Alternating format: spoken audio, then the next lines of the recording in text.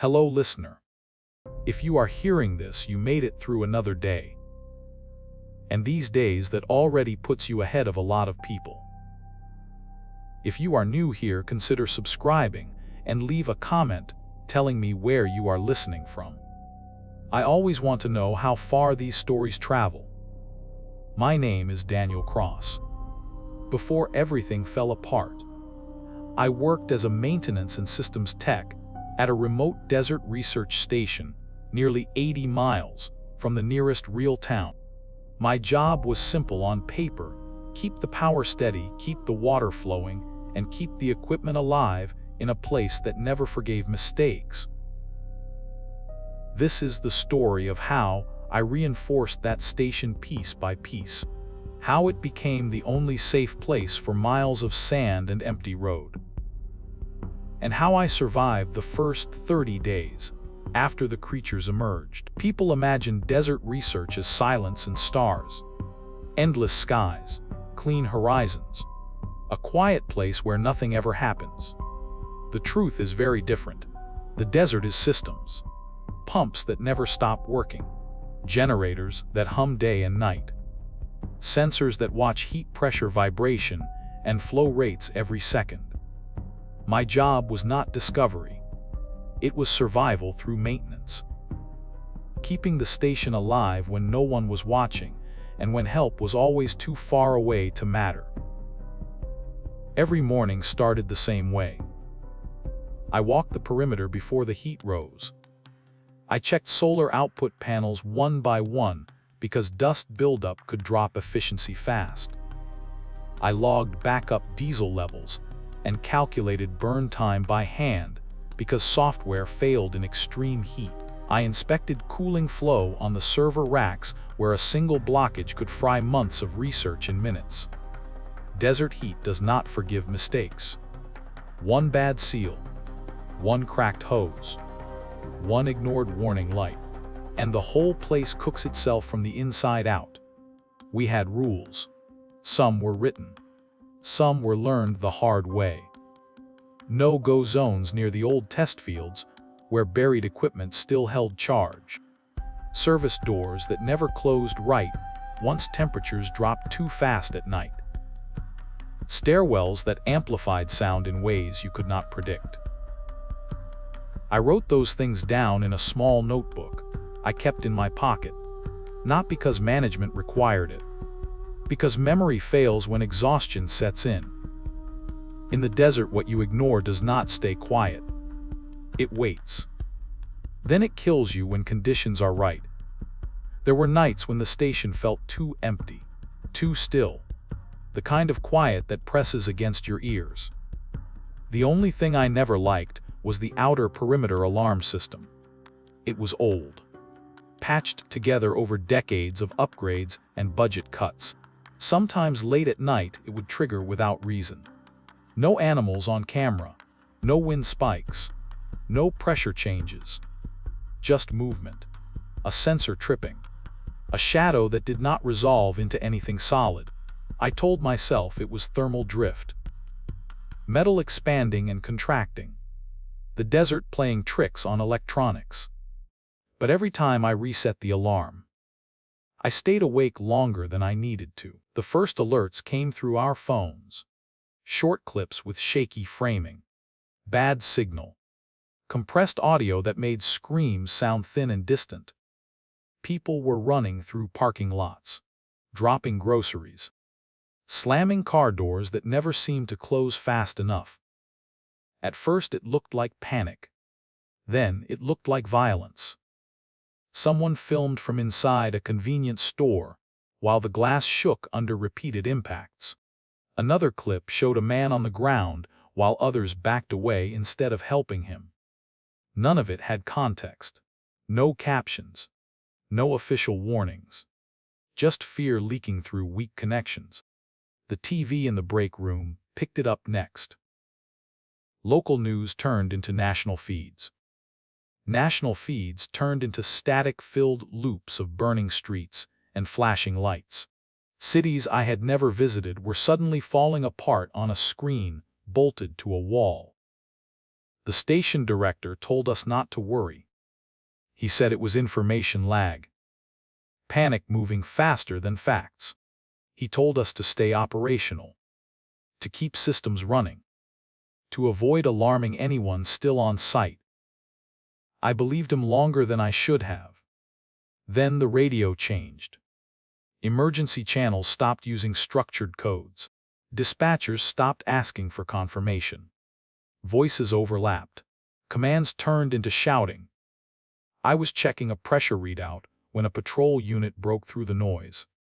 They were yelling, not reporting, not requesting. They said the people were not stopping. They said they were not human anymore.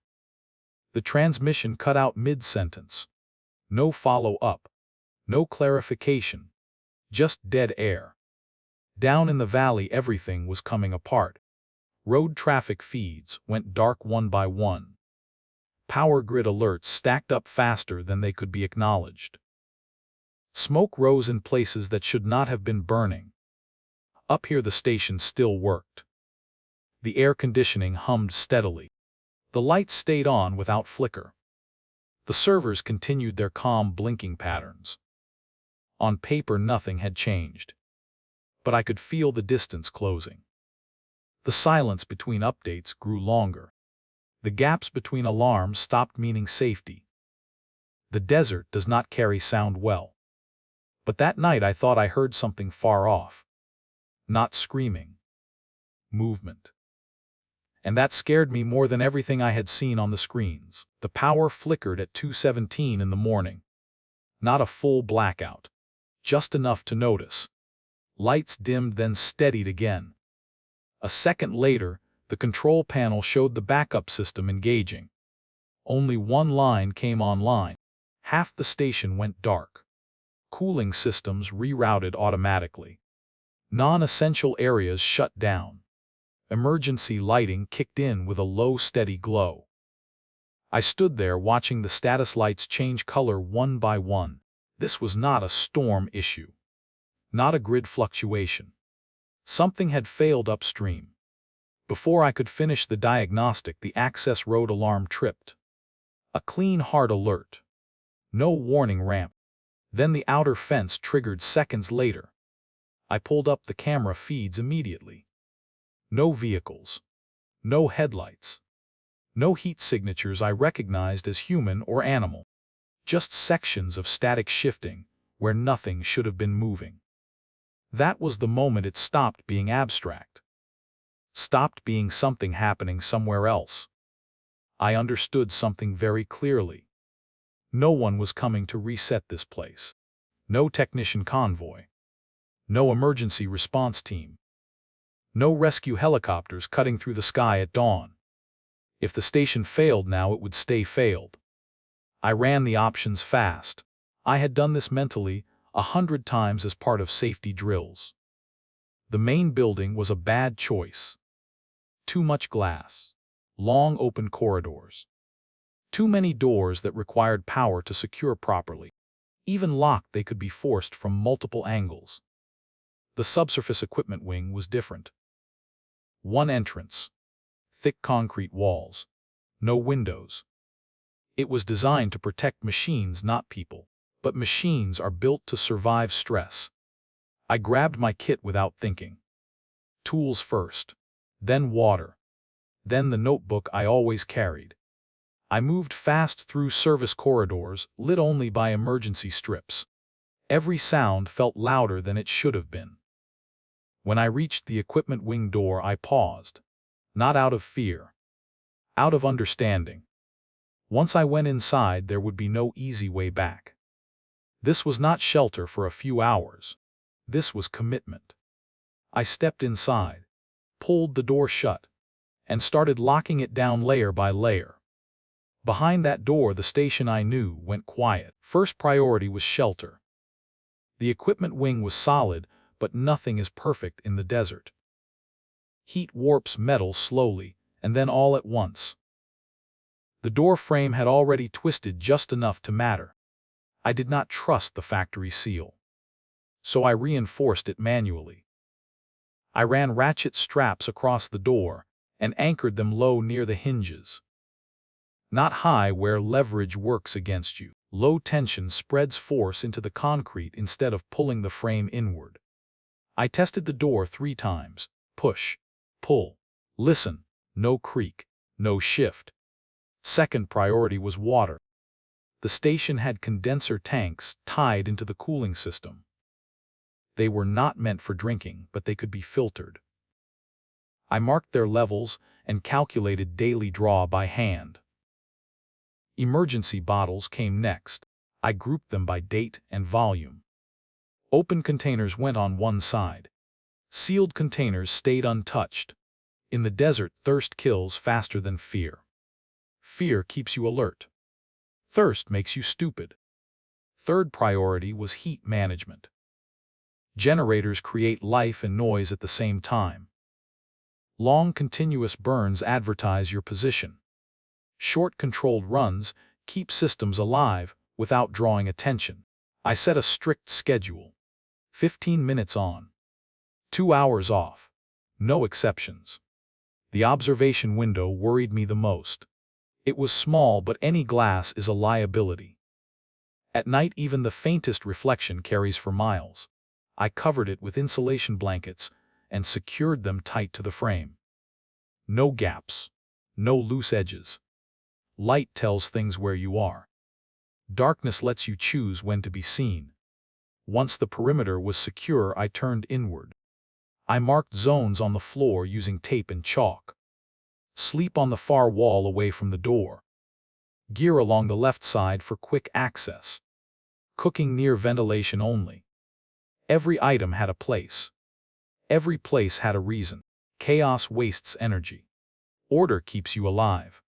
I checked airflow next. Even underground heat builds fast. Blocked vents turned safe rooms into ovens. I cleared intakes and set passive flow paths using open grates and angled panels. No fans unless absolutely necessary. Noise discipline mattered. Metal on concrete carries. Drop tools echo. I wrapped contact points with cloth. Anything that could roll was wedged. When I finished, I sat on the floor and listened. The station sounded different now. Muted. Contained. This was no longer a workplace. It was a shelter. And shelters only work if you treat them with respect. I could not survive on what I already had. The numbers did not work. Water would run out first. Food shortly after. So I planned a run. Not a rescue mission. Not a search. A supply run. Emotion had no place in it. The route was simple and repeatable. Maintenance hatch first. Then the service corridor. Then the storage bay near the loading docks. Simple routes are easier to abandon when things go wrong. Before stepping into any open space, I checked every anchor point. Hand on the wall. Foot testing the floor. Eyes on ceiling mounts and loose panels. Nothing moves faster than panic. The main station felt wrong the moment I entered it. Not damaged. Not destroyed. Just empty in a way that did not match the layout. The air smelled wrong. Metal and dust and something else underneath. Blood dries fast in desert air. It darkens. Cracks. Soaks into concrete like it belongs there. I did not look for bodies. Bodies make you slow. They make you remember names. I stayed focused on shelves and labels. Calories first. Protein second. Anything that would not spoil in heat. I grabbed sealed food packs and checked dates by touch and weight. Lighter meant compromised. Heavier meant intact. Water filters went next. More important than bottles. Bottles empty. Filters keep working. I took rope from the climbing locker. Not the thin stuff. The thick static line rated for load. Rope solves problems before they become emergencies. Every few steps I stopped and listened. No footsteps. No voices. But there were sounds. Dragging somewhere far down a corridor. Metal tapping metal without rhythm. I did not investigate. I filled one crate. Then another. No more than I could carry without rushing. Rushing gets you killed. On the way back I changed routes twice. Not because I heard something close. Because I wanted to avoid getting predictable. When I reached the equipment wing door, my hands were shaking. Not fear. Adrenaline leaving the body. I pulled the door shut behind me, secured the straps, checked tension by feel not sight.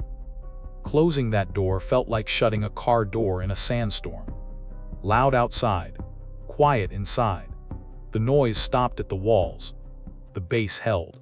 For the moment, I set the supplies down and sat on the floor until my breathing slowed. I had what I needed to last longer. Not forever, but longer than before. And that was enough for now. I was not alone as long as I thought. The station was bigger than the equipment wing. And fear makes people hide in places you do not expect.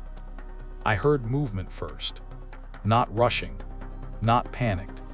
Careful. I followed the sound slowly through a service corridor that still had emergency power. I kept my voice low when I spoke. 2 people stepped out from behind a maintenance cart. Maya was a field biologist. She had spent years working outdoors in places where help never came fast. Her hands were steady even when her voice was not. Tomas was an electrical engineer, older than me, tired in a way that comes from responsibility, not fear. I checked them immediately. Arms first, then necks, then hands. No bites, no fresh wounds, no signs of infection I recognized. Trust comes later. Verification comes first. Getting them back to the base took nearly an hour. Not because of distance, because of caution. We moved only when the station was quiet. We paused at intersections. We listened at every door. Maya nearly slipped once when the floor dipped. Tomas caught her without speaking. Inside the equipment wing, I sealed the door behind us and checked the straps twice. Then we sat, on the floor, in silence. Once breathing slowed, we talked. We did not share stories. We shared skills. Maya had basic medical training and field triage experience. She knew how to check wounds without wasting supplies. She understood infection timelines better than anyone else in the room. Tomas understood power better than I ever would. He could stretch generator time by minutes that added up to hours. He knew which systems mattered and which could die without killing us. I handled reinforcement and supply planning. Structure, movement, routes. Roles were decided without argument. Because arguments waste energy, rules came next. Not laws. Not discipline. Rules that keep people alive when fear takes over. We wrote them on cardboard and taped them to the wall where everyone could see. Say what you take. No exceptions. Nothing rolls on the floor. Loose objects become noise, and noise attracts attention. No hitting the walls. Even asleep. If you wake from a nightmare, you sit still until you know where you are. Medical checks every morning. Power use announced out loud. No solo movement outside the base. The base was not a democracy. It was a system. Systems only work when everyone follows the same logic. That night we ate in silence. Not because we were afraid of each other. Because the walls were listening.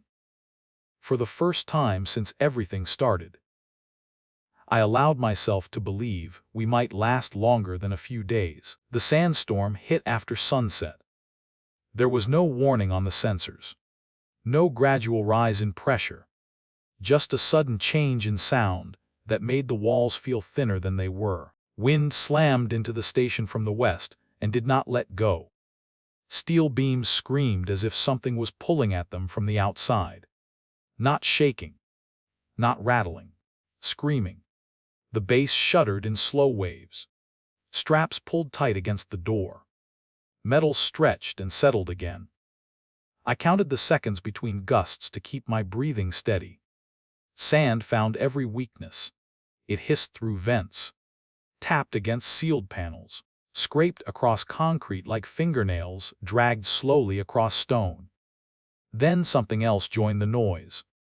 Movement outside the base. Heavy enough to displace sand. Deliberate enough to feel intentional. Not wind. We froze where we stood. The scraping came again. Slow, measured, curious. Whatever it was did not rush. It circled, paused, shifted weight. The straps on the door tightened another fraction. The frame held. I watched the covered observation window without blinking.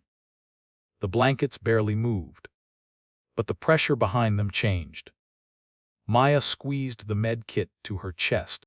Tomas stood with his back to the generator housing like he could brace it with his body. No one spoke. Sound travels differently during a storm.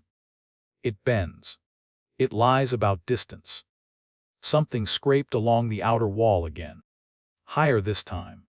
If I had not reinforced the window. If I had trusted the original seals. If I had ignored the reflection risk. We would not have made it through that night. The storm lasted for hours. Long enough for fear to settle in. Long enough for muscles to lock in place. When the wind finally weakened, the scraping stopped with it. Not retreating. Just gone. The base creaked as pressure equalized. Dust settled. We waited another hour before anyone moved. Shelter is not just walls and straps. It is preparation remembered at the right moment. That night proved the base could hold. And it proved something else was learning. Supplies ran low faster than any of us wanted to admit. Numbers do not lie. Cans got lighter. Fuel logs shrank. Water calculations stopped leaving margins. Arguments followed. Not shouting. Short sentences. Sharp looks. Fear makes people impatient. Hunger makes them cruel without meaning to be. There was only one option left. One last run. In and out. No detours. No heroics. We planned it like a mission log. Objective. Grab whatever food and filters remained near the storage bay. Ignore everything else. Route. Straight line there. Straight line back. Abort conditions. Any unexpected sound. Any movement we could not identify. Any delay longer than 30 seconds. Plan, execute. Abort. We moved at first light when shadows were shortest. Storm residue still coated the ground and muffled footsteps. The station felt tighter than before. Corridors seemed narrower. Ceilings lower. Maya stayed back to monitor the radio and keep the base sealed. Tomas and I went in together. No talking. Only hand signals. The storage bay door was half open. Something had forced it. Not clean. Not careful. We stepped inside anyway. Shelves were overturned. Crates split open. Food scattered across the floor and crushed into the dust. We filled one crate quickly. Whatever was sealed, whatever was intact. That was when we heard it. Breathing. Not rushed. Not strained. Slow and steady. Too close to echo. It came from the hallway behind us. I felt it before I understood it. The air changed. Pressure shifted. Tomas froze. His hand tightened on the crate handle. The breathing stopped. Then something scraped along the wall. That was our abort condition. I let go of the crate. So did Tomas. We ran. Not blindly. Not screaming. Just fast enough to stay quiet. Footsteps followed. Not running. Keeping pace. I did not look back. I did not want to know the shape of it. The equipment wing door never felt so far away. When we reached it, I slammed it shut and threw my weight into the straps.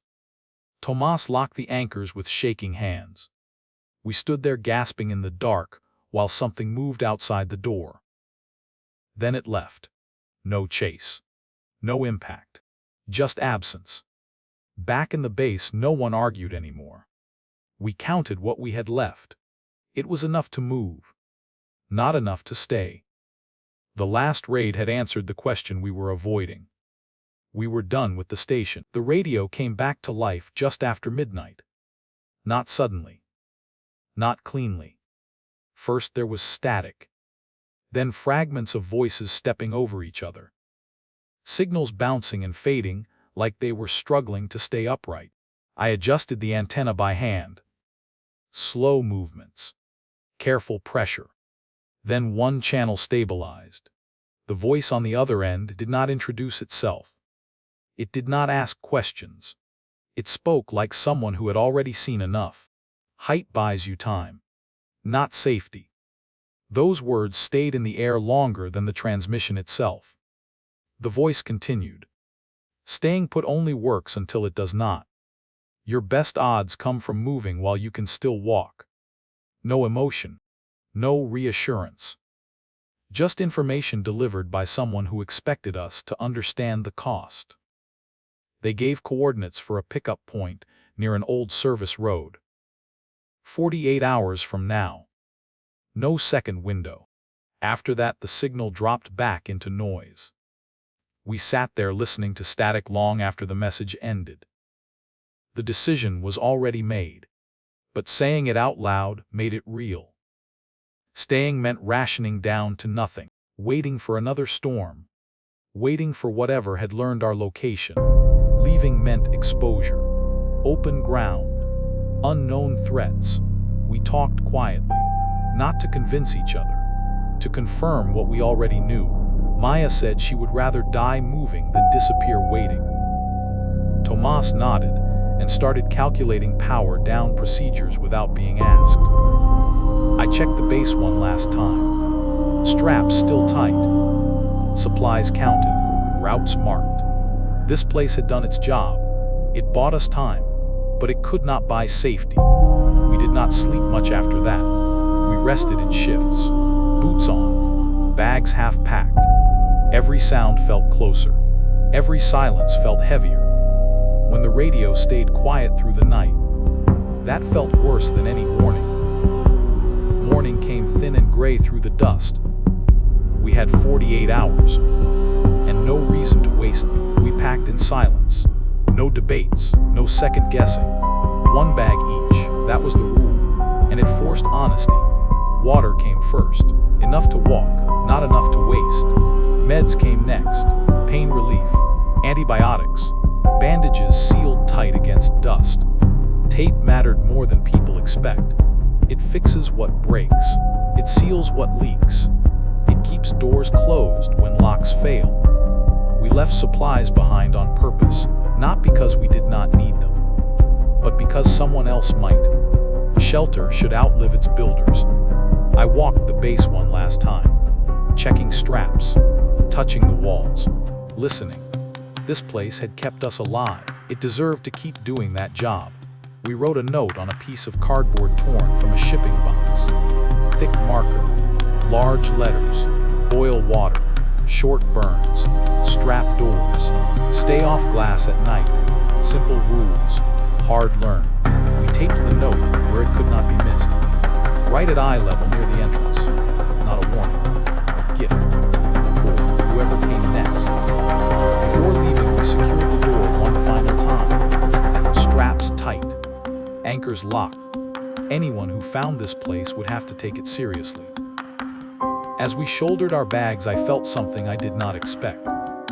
Not fear, not relief, responsibility. Survival is not just about lasting. It is about leaving something useful behind. We turned off the lights, let the base settle back into darkness, and walked away. 2 days later, a truck found us. It came slow along the service road, kicking up dust, like it had all the time in the world. No sirens, no lights, just an engine and a driver who looked tired but alive. We climbed into the back without questions.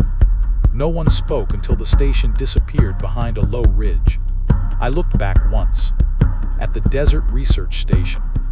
Small, quiet, still standing against the empty land. It had never been meant to save people, but it did.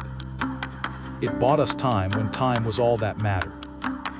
That was how I reinforced a desert research station. How I turned it into the only safe place for miles of sand and broken roads.